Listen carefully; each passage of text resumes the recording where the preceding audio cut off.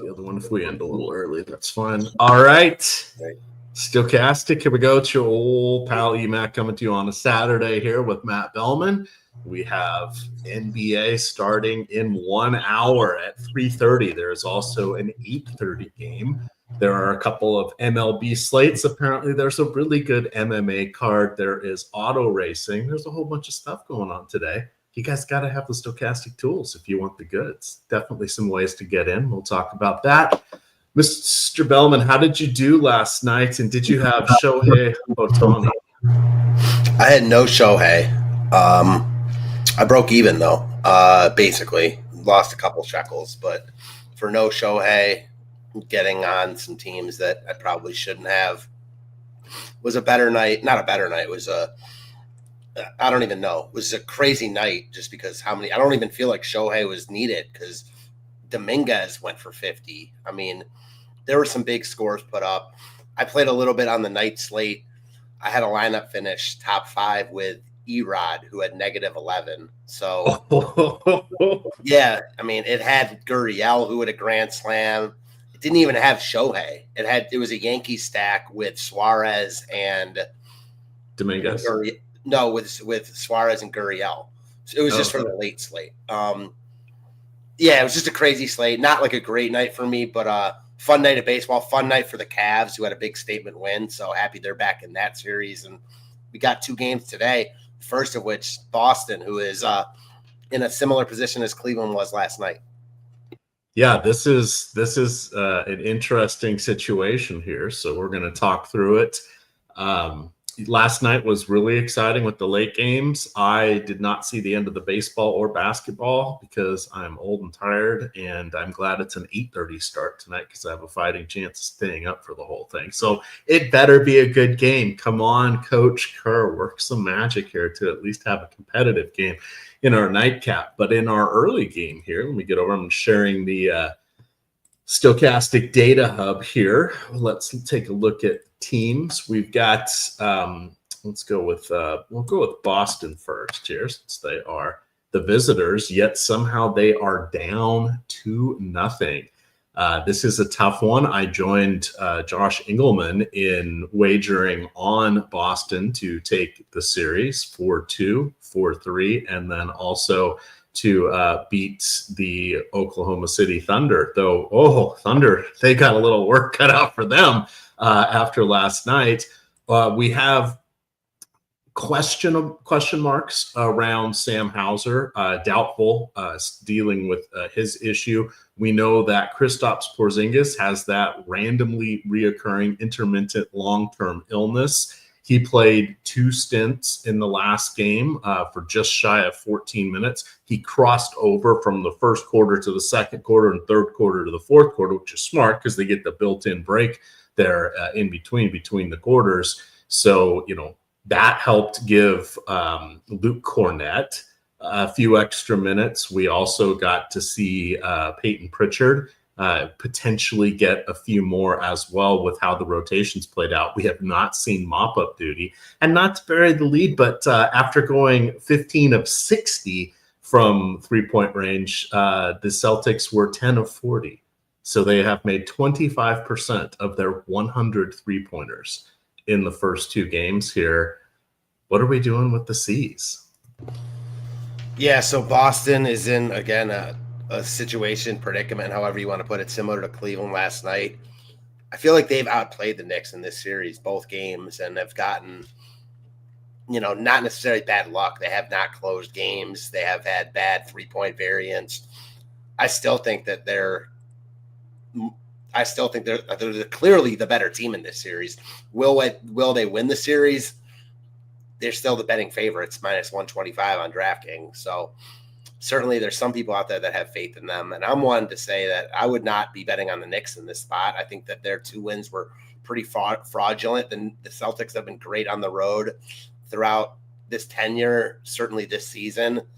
I expect a bounce back performance from Tatum here, who has not been great in this series at all, hasn't scored much. I think we see a vintage Tatum performance. The Celtics are getting good looks. So I would expect them to have a really, really good game offensively here, and it starts with Tatum. He's number 1 overall in the boom bust tool. No surprise. He's still really affordable at 9,400.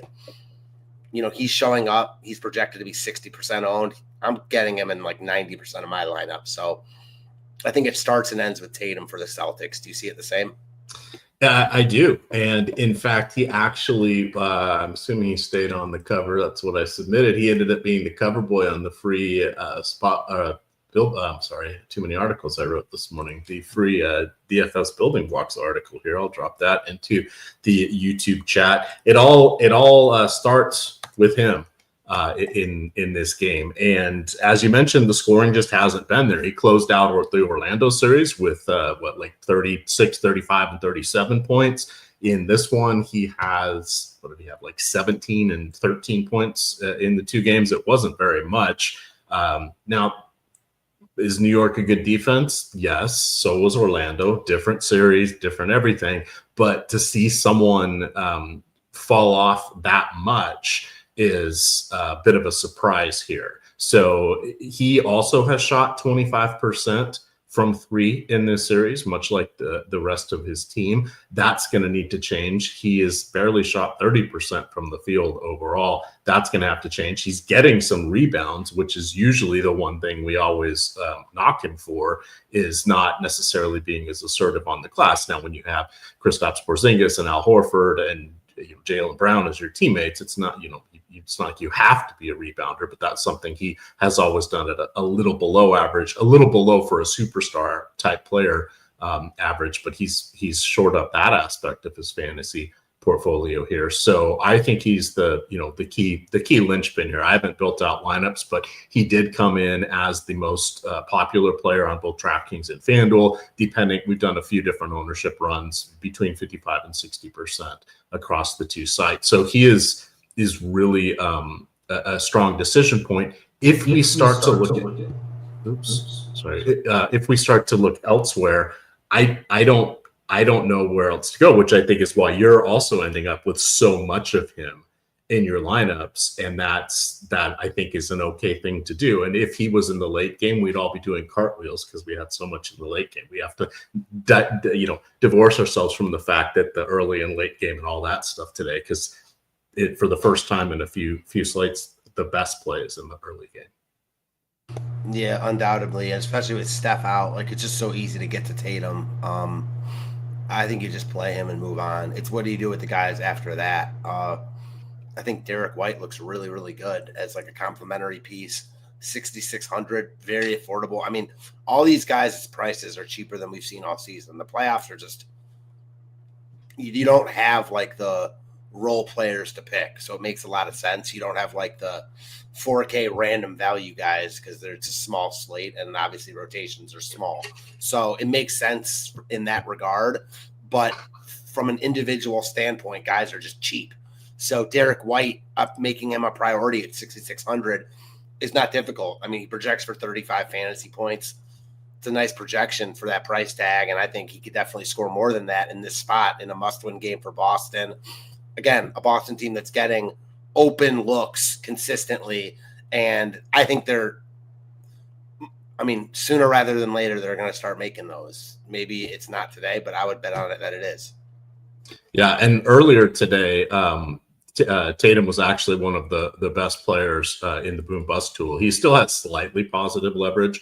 I just think I've got that up on the screen now. No, I don't. I'm trying to get this bleepity bleep producer stuff to work. I'm not as smooth at it as Greg. Why does it not want to share that? Huh, bizarre. All right, well, I'll tell you what. We'll close that out and we will just go back to, sorry, chat, my brain's not working at the moment. We'll get back to that in a second. You mentioned Derek White. He is my second favorite play I love the ability he has to. He's not really going to come off the floor under most situations because he's so good on defense. 2-time All NBA defensive player. He's an excellent 3-point shooter. That's going to need to turn around, much like it is for the entire team. He is my second favorite play on this game. After that, I started talking myself into Luke Cornett, DraftKings only. I don't want to give up the center spot on FanDuel. But how do you feel about Luke Cornett here in this matchup? Not great.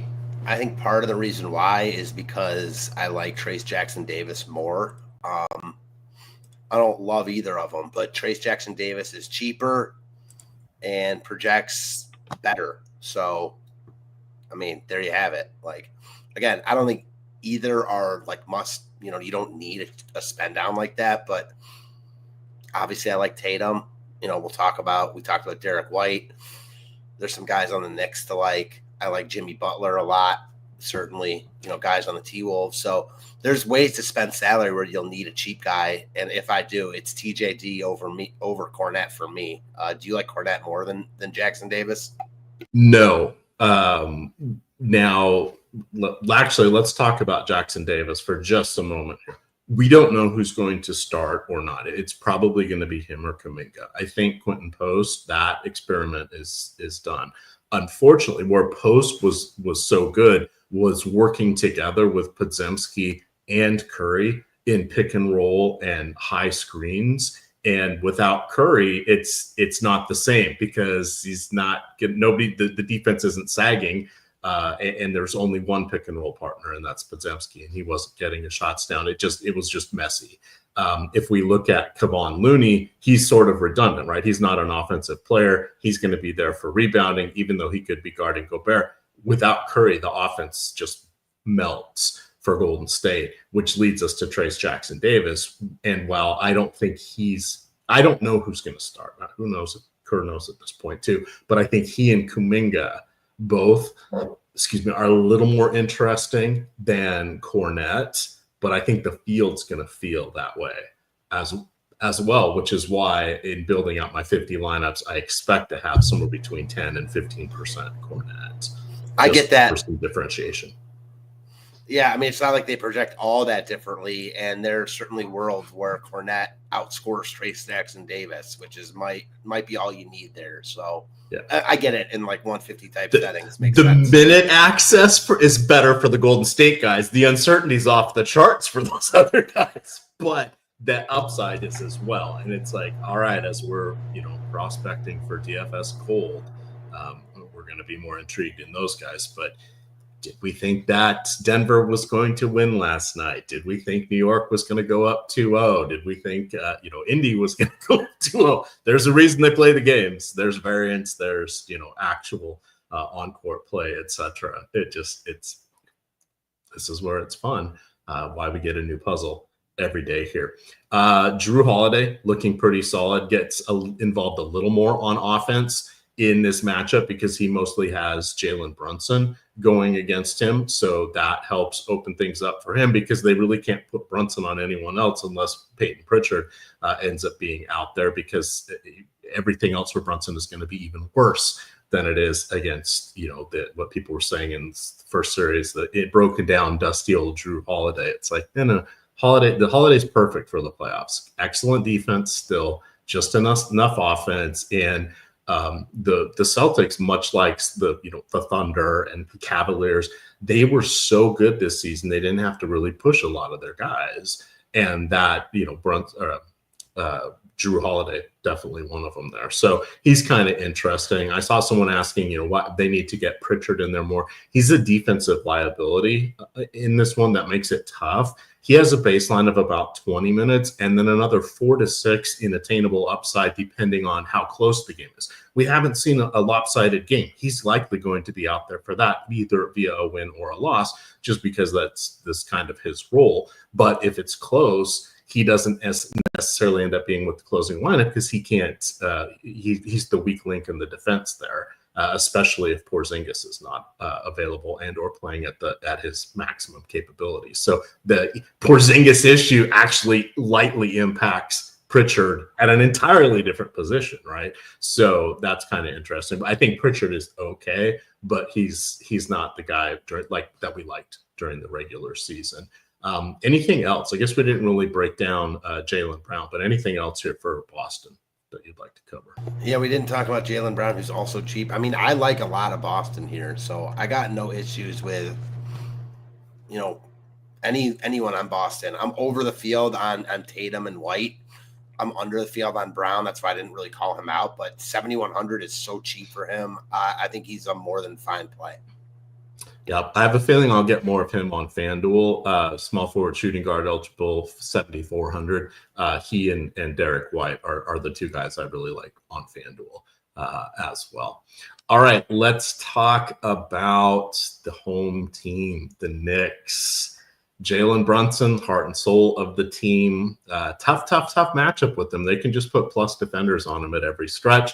You have Karl Anthony Towns, has looked more productive in each of the two games this series. That's good to see. The rebounding has been up, which was something he was really good at during the beginning of the year. But Mitchell Robinson was also out during a large portion of that. But the elevated minutes are helping him a little bit there. You've got OG Anunoby and Hart. Those are the two guys I think I like the best from this team, just because they're at the less premium positions and they have a nice baseline with their peripherals, right? They get there via defense and some assists and some rebounding. Scoring is their gravy. That gets them the upside. Mikal Bridges needs scoring to be fantasy relevant, and in a tough game against a tough defense, that's a tough ask here. So I kind of lean towards those other two guys. How do you see the Knicks starters?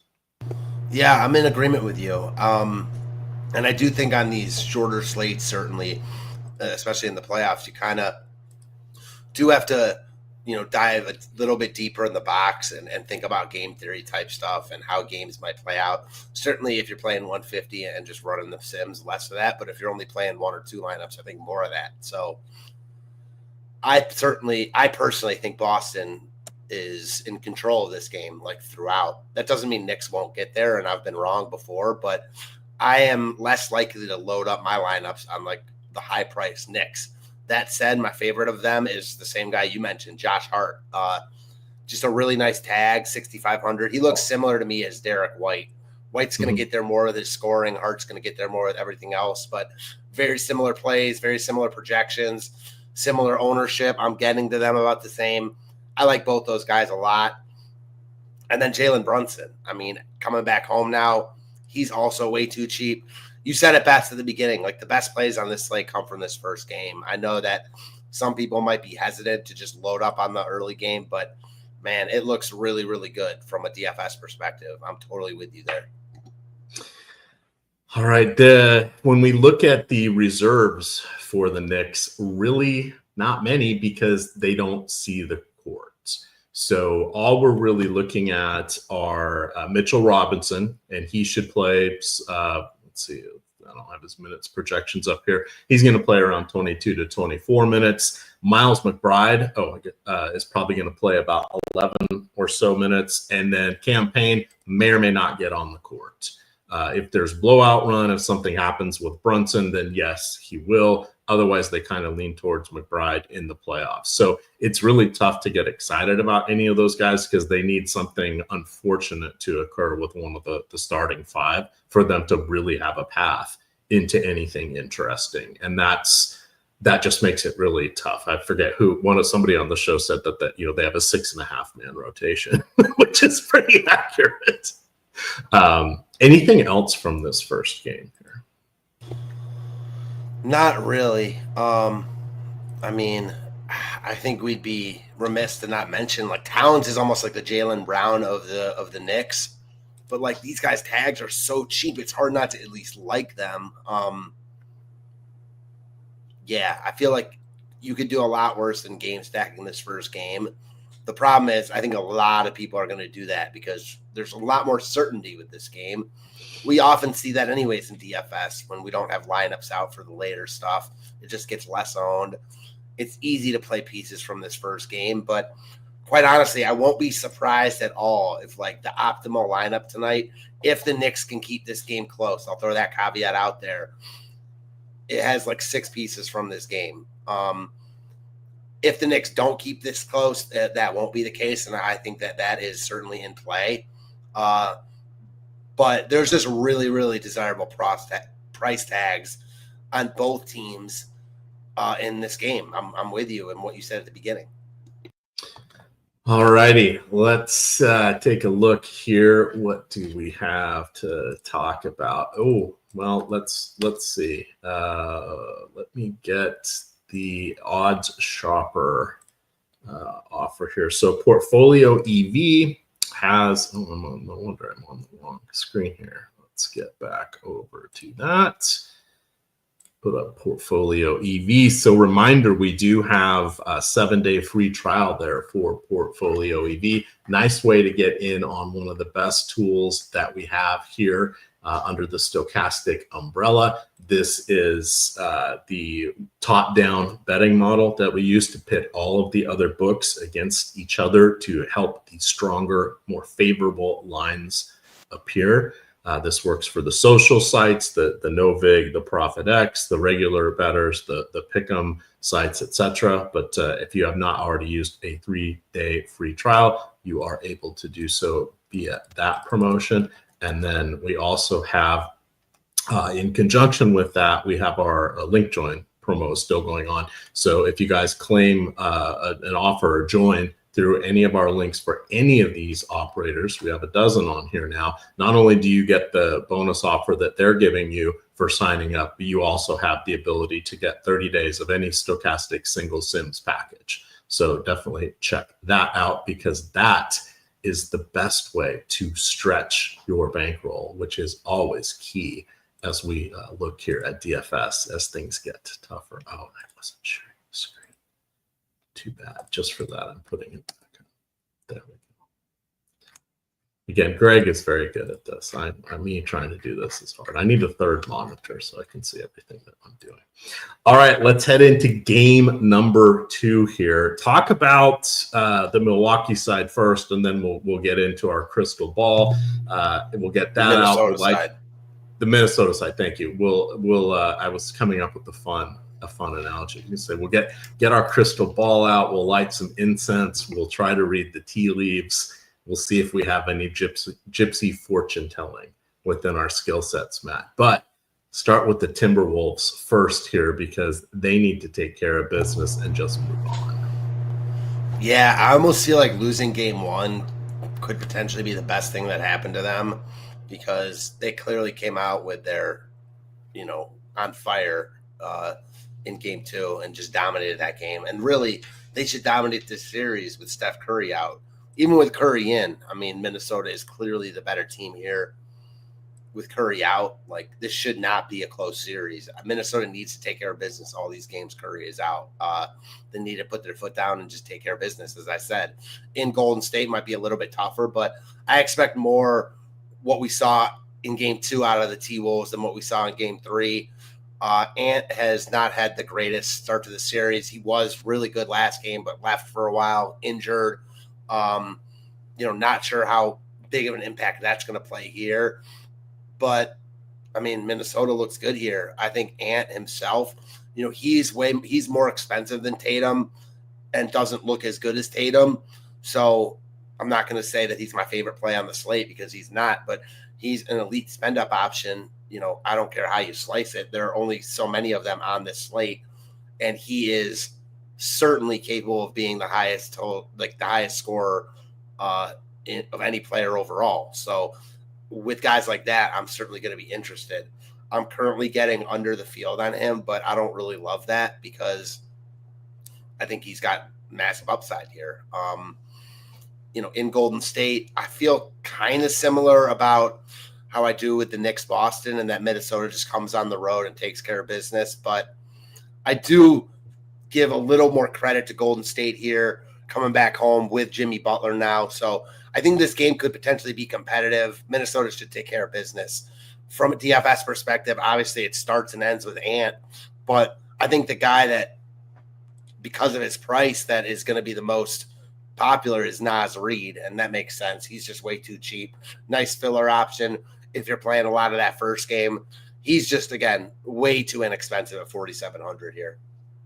Yep. He's also 52 on FanDuel with two paths to upside via poor performance or foul trouble for either Randall or Rudy Gobert. Plus, he has his own regular role as one of their key floor spacers and off the bench for rebounding, backing up both those guys anyway. So that's a nice possibility for him. I like Jaden McDaniels, former University of Washington stalwart, especially on FanDuel. 3 points for blocks and steals.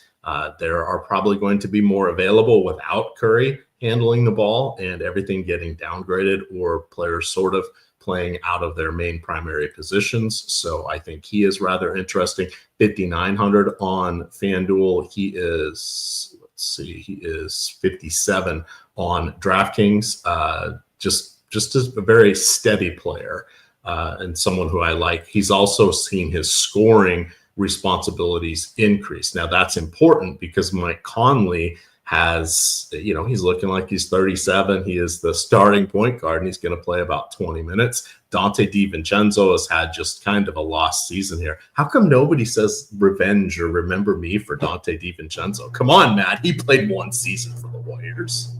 Yeah, it was kind of a lost season for him. I love watching his interactions with the guys on Golden State, though. Like to your point, I personally just love watching it. But yeah, no one ever mentions it.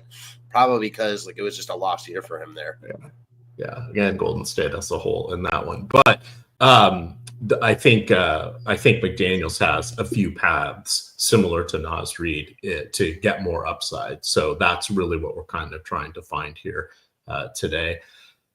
Julius Randle, I like him this series better for him with what he does and how he scores. I think this one is a much more suited for his skill set. But that said, his price has him as a really neutral play in my eyes, and I'm not getting as much of him as I thought I would. So we'll see where that ends up when I keep running my simulations here. I'll put those on the main screen when I do my last run. Nickeil Alexander-Walker. That was an outlier performance in the last game. What did he have? Like 20 points. He just couldn't miss. That he is like a poor man's, homeless man's Jaden McDaniels. He's okay on defense, but don't expect that kind of offense again, even though he's cousins with the presumptive MVP this year. What do you like to wrap up the T-Wolves side? Yeah, so you mentioned to me before we got on the show about a Golden State. We don't have their starting lineup, and that could obviously change things on this slate quite dramatically just because of how Price is constructed. And Minnesota, like right now, as I mentioned, under the field on Ant, but all of a sudden we get a cheap guy or two we're not expecting. It might open up the doors for him to become, more viable. Other guys from Minnesota, I mean, it's a 2-game slate, so certainly they'll go Gobert, Randall's, DiVincenzo's of the world are all going to be in play, but I don't think any of them stand out at their price tags as being like great plays. I feel similarly about McDaniels, but I get it just in that it's not crazy to think that he's the play over Nas Reed tonight. We've seen upside games from him before. Not going to be surprised if Minnesota just puts their foot on the throat, so to speak, and takes care of this game handedly. And McDaniels has had big games before, so I get that call. From a projection and price standpoint, he doesn't stand out, but I think all the Minnesota guys, if you feel like they just roll here, obviously look better. I mean, if you're under the impression that Boston, let's just say Boston and Minnesota, or however you see it, just absolutely roll in these spots, then you're going to obviously project those guys as, for the most part, better than their counterparts. All right, time to tackle Golden State. So we're pretty sure that Butler, Podziemski, Hield, and Draymond are going to start. That leaves the possibility that Kuminga, Payton, Trace Jackson-Davis, and Moses Moody could join the starting lineup. Looking at these guys, so with Trace Jackson-Davis, let me get to my notes here. He started over half the games in the first half of the year, which made sense. He started 37 out of 46 games that he played in through the end of January. From that point on, there was another 33 games. He only played in, I think, 12 or 13 of them. Only once did he have more than 5 minutes in those games. He completely was a DNP 16 times. So that for him to dust off and come out here was interesting. Again, I don't know. Just to jump in, like, I don't think any of those other games mean anything because Curry was in. Yes. Oh no, I was just saying that he came out of the top rope from nowhere. Jonathan Kuminga, we at least know that he is from his rookie year when he helped them win the title, and he's had moments, and he turned down that big contract, and they didn't want to trade him, and now he's not playing. It's just that this is the pendulum has been swinging all over the place with his relationship with Golden State, but he is the more polished player. But because both those guys ended up out, I don't have a lean on who should start. I don't know that it matters. I think they're the next two best options because the only people they're competing with are, Kevon Looney, who's not an offensive player, Post, who's I mentioned earlier, this doesn't suit his one specific type role that he needs to play without Curry there. And then we're looking at Moses Moody, another guy who's in the doghouse, and Gary Payton Jr., who needs to focus on defense, not offense. So we are circling back to shit. If Draymond and Butler are going to get any help, it may come from these guys, but does it have to? And that's the huge uncertainty. Yeah, very, very much more uncertainty than you'd expect on a 2-game playoff slate in round 2. But that's what happens with Curry out, and Kerr just willing to, do whatever it takes to get a W here in this spot. And I don't even think he knows what his rotation is going to be. Certainly the mainstays are going to stay there. They're mainstays for a reason. But like the guys on the outside, the Trace Jackson Davises, the Kuminga, like, I think a lot of it depends on how well these guys are playing and how well they're playing as a whole. So it's hard to project them. I mean, it really, really is, just because there's a lot of unknown here. I think you want exposure. It's not a great spot. We know how good Minnesota is defensively. But again, 2-game slate, cheap price tags on a slate with desirable studs. So, yeah, I think you got to pay attention to the starting lineup. But at the end of the day, I think to your point that you just made, I don't know how much it matters, because the starting lineup is just going to be the guys given the first crack. If they're not playing well, other guys are going to be given that opportunity. And if they're playing well, they will get more run. You don't usually see situations like that in the playoffs, but that's what we have with Golden State here. I will say, kind of bearing the lead in all of this is I love Jimmy Butler in this spot. So we can talk about, the cheap Golden State guys all we want. I think this sets up as like a vintage Jimmy Bucket Butler playoff performance here. I think he puts the Warriors on his back in this spot.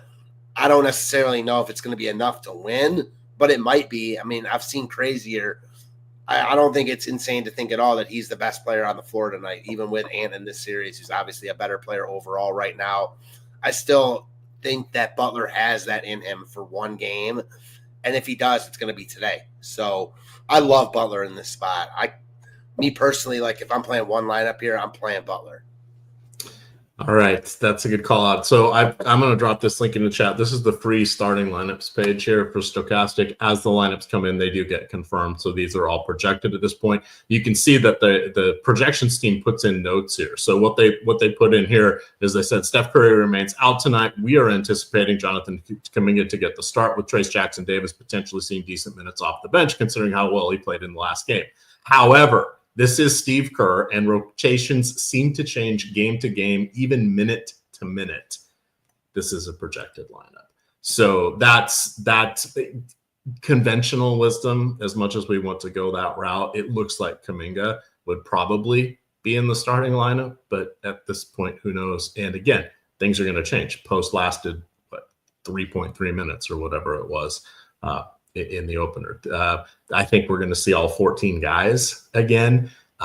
If it's not a lopsided game, then maybe Braxton Key doesn't play. But I kind of feel like they're going to, even Kevin Knox, I think, could see first half minutes in this one, just as they're looking for things. But Guy Santos will get a crack. Pat Spencer's overmatched as a backup point guard, but somebody needs to do it. He's going to get a few minutes. Kevon Looney may even get a couple minutes, even though we don't want to play him. It's just they're going to move people through because it's hard to ask Draymond and Butler to play 40 plus minutes doing literally everything. They're going to try to, but that still leaves 8 minutes that someone else needs to be on the court. They just don't have enough offensively without Curry to stay in this series. Yeah. Probably to stay in these games, but certainly in this series. They're already limited to begin with. They don't have enough here. Yeah. How do you feel about Draymond feeling like the world is absolutely against him and just nobody understands the troubles that he has to go through because the refs are just out to get him? Yeah, I mean, typical Draymond. I love and hate him at the same time, but typical Draymond here. I got nothing to say as far as that goes. Just crazy. His takes are wild. I mean, he's almost saying that like he's trying to convince himself. Which, hey, I mean, you do what you need to do, But as far as this slate goes, he's got an appealing tag, and like we do want some exposure to this game. Warriors are at home. I mentioned Butler, who I think plays really well. Green's not a priority for me, but he's the second best piece from Golden State. So he makes sense here. It's just like a cog in the machine type. I don't think he's going to win you this slate tonight. Obviously, he did the other night in game one when he made all those threes. It was just vintage playmaking Draymond, but, it's not like we see that a ton, especially with Steph out. So I like Draymond. Usually I like Draymond more when Steph is in just because it just opens up their entire offense. Certainly, you can make the case that he's going to have the ball in his hands more, but he's already a playmaker, and he's not an offensive threat, really. So I don't love Draymond here, but I do think his price tag is more than fair at $5,800. And on a slate with, again, not that many great options, especially in like the mid to cheap tier, he stands out as a nice one. Yeah, and that's the one nice thing as well with DFS is we all have to make we have the same set of requirements and parameters. We've got the same salary cap, the same roster rules, all of that. So it's comes down to how do we balance out the risk? What do we want to do with someone like Draymond? So even though I don't like when he gets in his tantrum mode, much like I can't stand when Luka bitches every single time at the refs. If he is going to help us win in DFS, we have to think about things through that lens, as well as the risk that's there. All right, I ran some FanDuel here, 150 lineups. Kuminga coming in at 82%. Wow. Tatum at 81. Brown at 62. Hield at 57. The breakdown on Hield here is he is the last competent guy with offense. Everybody else is flawed or broken, including Podziemski. Hield's issues are no defense, and he's yet another year older. If he's not putting the threes in, he could lose minutes, but it's not like anybody else is better than him. He needs to play poorly, and somebody else needs to get a hot hand because otherwise, I think Kerr's he may sit him on the bench, but I think he's gonna have to bring him back in just because I don't see anybody else being able to help them there. So I don't mind getting above the field on him. Do you have a Hield take, since I don't think we said his name actually? God, no, we didn't, man. I hate playing chalky Buddy Hield, but like 4,400 in this spot with Curry out, like they just need offense. Like this is where they're at right now. I mean, Buddy Hield is like, certainly their best shooter, but with Curry out, like they just don't have guys that can even look to get their own shot. So Hield in that aspect has got to be in play. I mean, he projects great for 4,400. He's popular, but he should be. Like I never, ever mind fading a chalky Buddy Hield, and tonight's no exception. But I also don't think you're doing it wrong by just playing him either. All right, I'm looking. I may not end up with any Trace Jackson Davis in my initial run, so I gave him a little bit of a boost there. Let's see if that ended up. All right, well, he's in 2% of my lineups on FanDuel. We'll see where he goes on DraftKings. I still have plenty of Jimmy Butler, Kuminga, etc. So late swap is not going to be a huge issue for me to get there. So I'm not going to panic about that. Ending up on about matching the field here with Tatum. I'm okay with that in 60% of my lineups. It's going to be some mix and match there with Golden State. I'm above on Josh Hart, which I wanted to be, and hopefully I got above on Anunoby because he was the other guy I wanted to. A little close there. So let's tweak two more things here. So this is the Sims tools, guys. I took the baseline Sims. I'm tweaking a few things here just to get what I would like. Let's tweak that. And then Trace, let's give him a couple more clicks. But you can see here, all I'm doing is just changing the settings, the parameters, and looking and seeing how I'm changing or adjusting my mix of players. And then this is sorting them through ROI. So now I'm up to 78% Tatum. Where did I end up with Trace Jackson Davis? Got him in 12% of my lineup. So that works. Tatum basically got their last game, even though he shot 1 for 80. It was pretty bad. He's still at 50 fantasy points.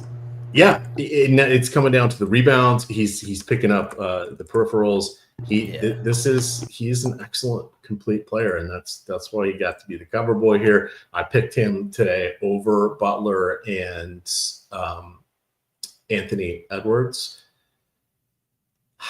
We shall see, Matt. We shall see. How many lineups are you building out today? Just one.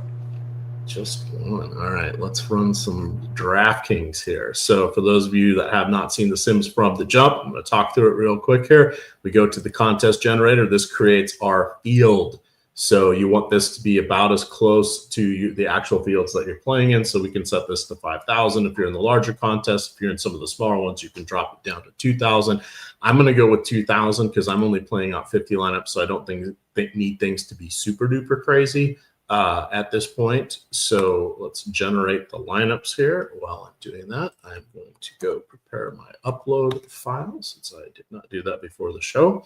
But what this is doing is it's simulating everything that should be there for the contest field. So you can make adjustments here. This is creating what the contest field is trying to replicate the actual makeup of the player portfolio. So changing this stuff here, you don't want to mess with this too much because this is what the heavy lifting is done by the data team to figure out where everything's going to go.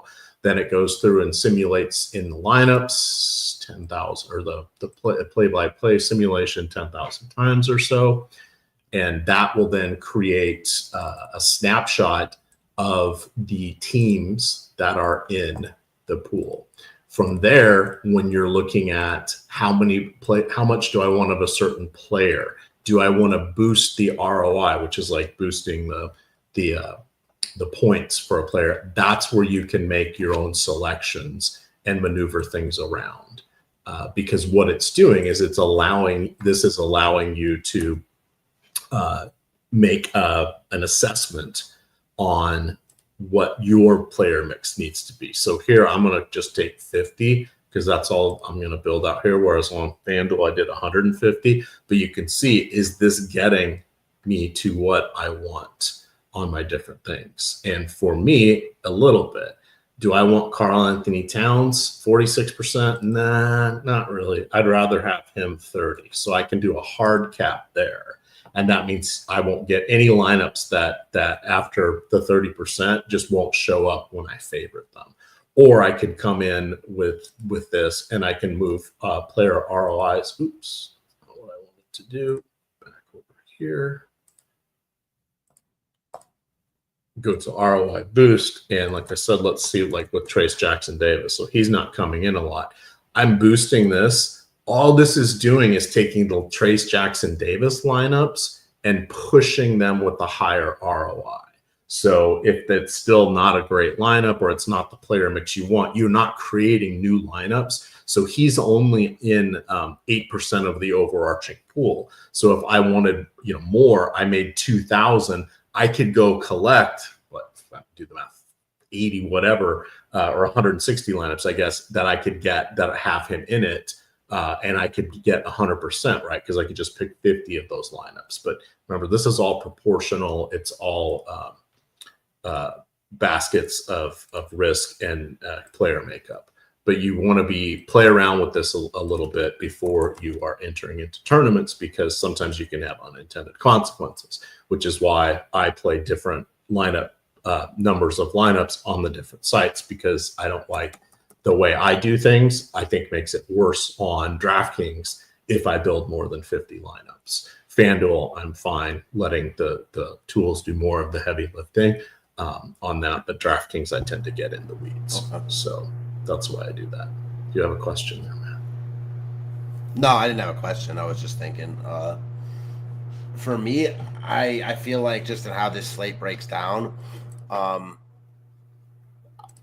personally, I'm playing lighter in the main slate and probably going to play heavier on the showdown, the late showdown slate after all of MLB has happened or is locked, because that's where a lot of my focus is. So that's what I've been multi-entering showdown contests anyways. It's easier to multi-enter showdown because there is no late swap. So you don't even have to worry about anything, which is something I've kind of been trying to take advantage of. The old fire and forget method. Well, in showdown, that's all it is, right? That's the one nice thing about showdown is, like, you know, whether you like it, love it, hate it, for showdown, there is no late swap because it's just one game. So lineups all locked at the same time. There's something nice to be said about that, especially when you're busy and you got a lot of stuff going on. That happens when you have a 3-year-old. So I've been told. Amen. Little more demanding than a puppy. My puppy made an appearance on the show last night. So, all right, I'm going to export my lineups. Nope, not an expert here. Just someone who has done this a lot. All right, so let's see if there's any questions, guys. There's not a baseball show. If you guys have baseball questions, you can throw those out. I will turn my attention here back to the YouTube chat as soon as I upload my lineups. So give me one moment. We've got 13 minutes until tip off, until contest locks, probably 23 minutes until tip off. If you guys want to get back at me, I did put in some team free money head-to-heads for the Showdown slate in the DK lobby. Username EMac, just $1. But as you know, pride is priceless. Alrighty. Do we have any questions here? See if I missed any super chats. I did not, but hello, C Major made the beat. Welcome to Stokastic. What else do we have?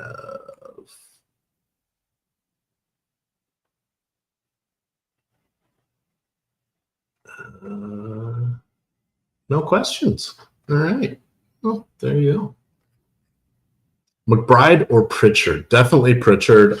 He has at least 20-minute baseline. McBride's is closer probably to 11 or 12. Let me go back to our minutes here just so you guys can see that. Do you feel the same way? I'm a little bit torn there. You said McBride? Pritchard for me. Yeah, okay, sorry. Yeah, it's Pritchard for me there too. I just think Pritchard has just much more upside than McBride does, and he's more. We do have McBride for 17 minutes, so a little higher than I thought, but I'd still take Pritchard. Yeah, they're close, but I think that Pritchard is more of a mainstay in the regular rotation, and they both benefit from blowout runs. So I like Pritchard slightly more, but it is close. All right. Asking for favorite plays across the board. Point guard. I'm okay with Jrue Holiday.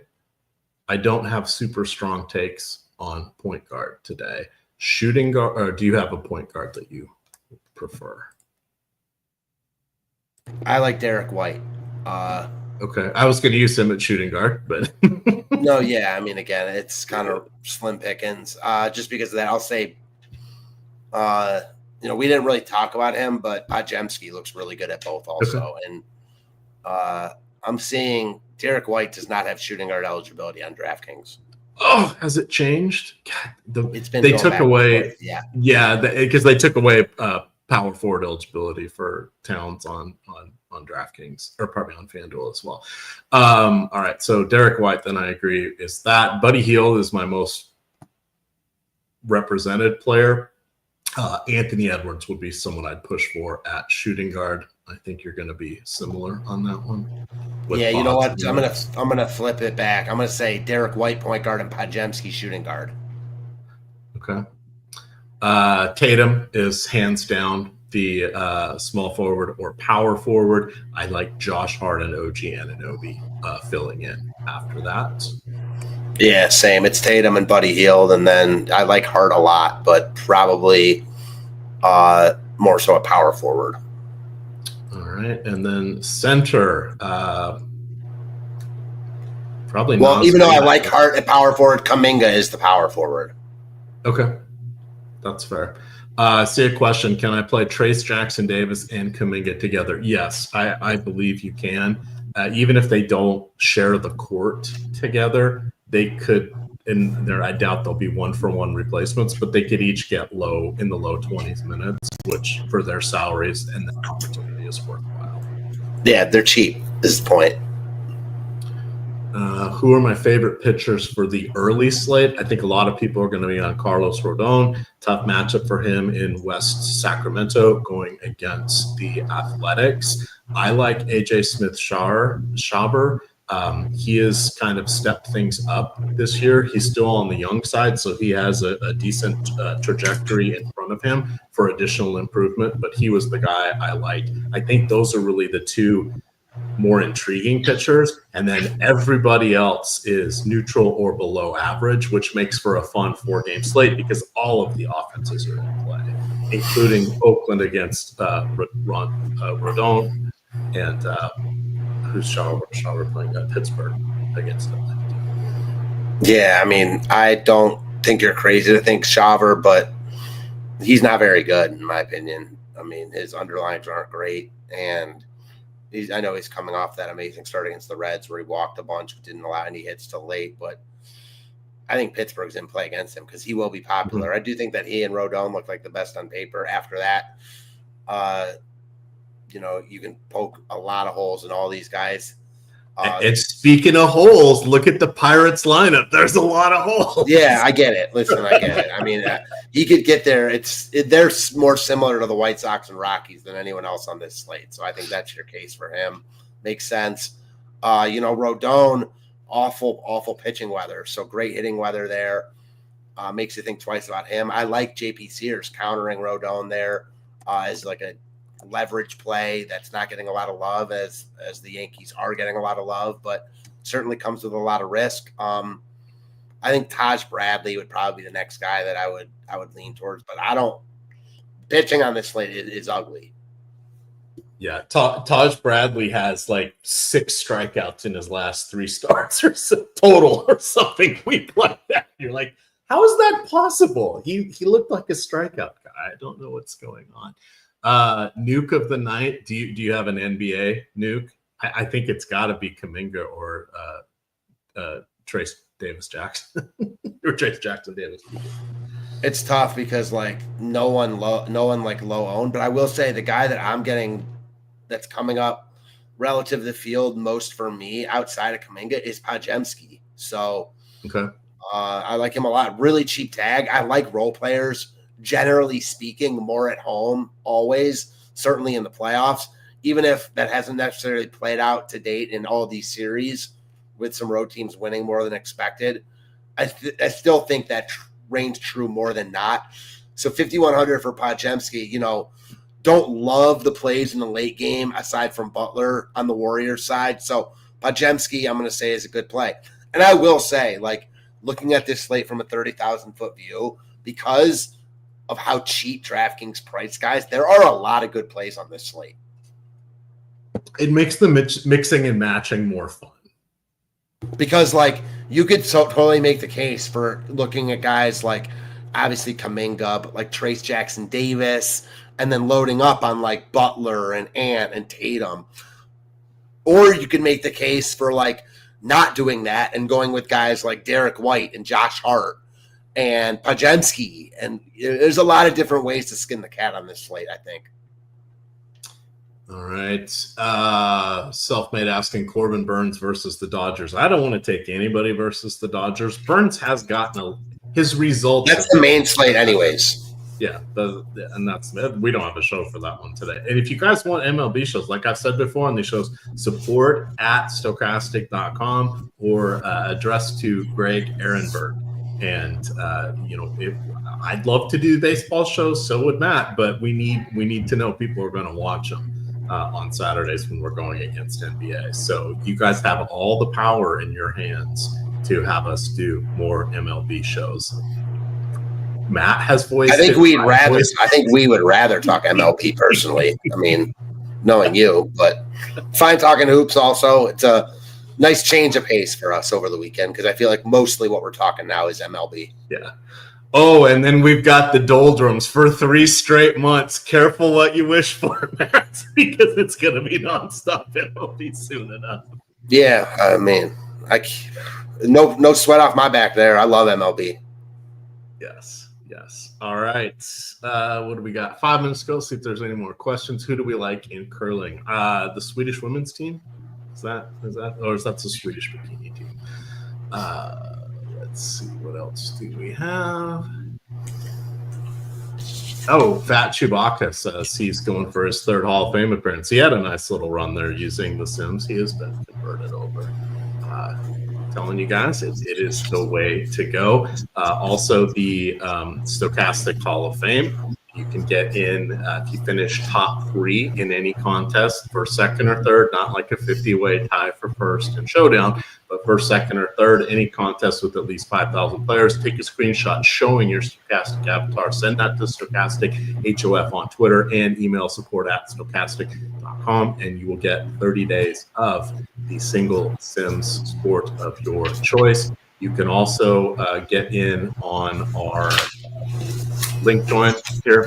This is in the YouTube description below me, but if you sign up with any of these providers that you are not yet, or platforms you're not yet a member of, and I can bet most of you are not on Chalkboard or Fanatics or Sleeper or Better, you can follow the instructions and get 30 days of the Stokastic Single Sims package, sport of your choice.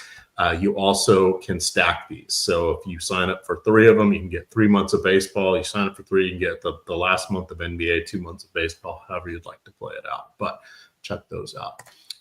Do we like a Cardinals as a 5 stack? I know I was getting a lot of their lefties. I built my lineups before the show. Let me just go look and see here. They're going against Trevor Williams in Seattle. I'll talk about, I need a nap now. In my last home, not my Seattle home, but my Washington home. No, not my Seattle, Washington home, but my Washington, Virginia home. They're going against Trevor Williams here. I'm okay with Nootbaar and Donovan. They popped a fair amount. I think Burleson and Nolan Gorman at the bottom of the lineup are also okay. Trevor Williams allows power to both sides of the plate. He gets reasonable strikeouts per se, but the walks, the fly balls, those are all recipe for disaster. It looks like it's going to be in the mid-70s today in Washington, and there is a cross breeze that looks pretty nominal. But I think you're perfectly fine in going with the Cardinals. When I looked at the other side of that game, building out some stacks, going against Andrew Palente, who gets a boatload of ground balls, but this season he's not striking anybody out. Fell from last year's 18% down to 13%. His walk rate has now crested over into double digits. He gives up the worm burners, which can also hurt stacks, but he gives, hit them where they ain't. And you're looking at guys like CJ Abrams, James Wood, Luis Garcia, all strong options here to go after him, because he just does not get strikeouts. So if the ground balls aren't going to the defenders, that's up. He can kind of get lit up. All righty. I think we're at lock here. Fading Brunson. Yes, I am. I took his under 37.5 PRA. That was one of my wagers this morning. So let's get on out of here with that, shout out to everybody for tuning in. Hit that like button on the way out. And remember, if you want more baseball shows before the NBA playoffs are over for Saturdays, email support@stokastic.com. You guys can find Matt on Twitter at FantasyTipMatt. Tips Matt. I am at EMac DFS. And of course, it is Stokastic_CON. With that, gamers, good luck.